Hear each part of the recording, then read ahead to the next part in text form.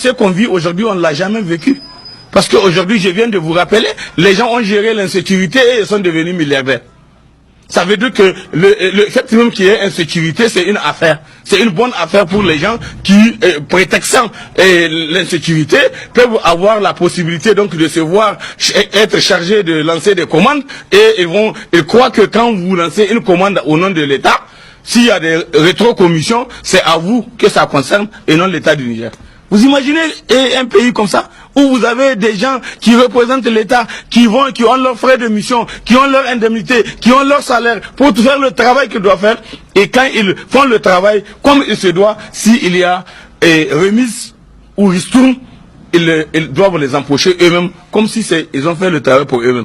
Alors qu'ils sont partis au nom de l'État, ils ont donné les marchés au nom de l'État. Si on considère qu'il y a lieu de faire des commissions, pour des remises ou des réductions pour permettre aux pays, c'est donc au lieu de demander de les prendre pour empocher, vous devez ou les reverser au trésor, ou alors demander plus de matériel. Tout simplement. Au lieu de venir prendre cet argent et venir faire les dancing que les gens ont vu dans Niamey.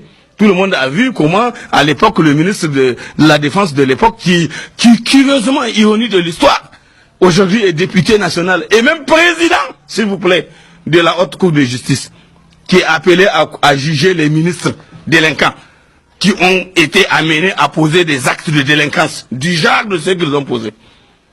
Donc il y a de quoi s'interroger sur le pays, sur l'avenir du pays, sur même les motivations réelles des événements du 18 février 2010.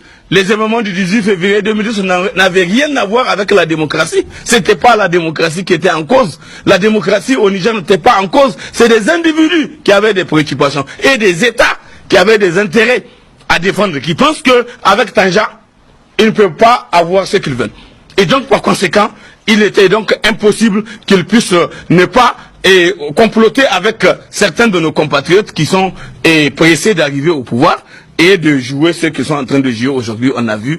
Donc, en réalité, il y a plus de discours que des actes.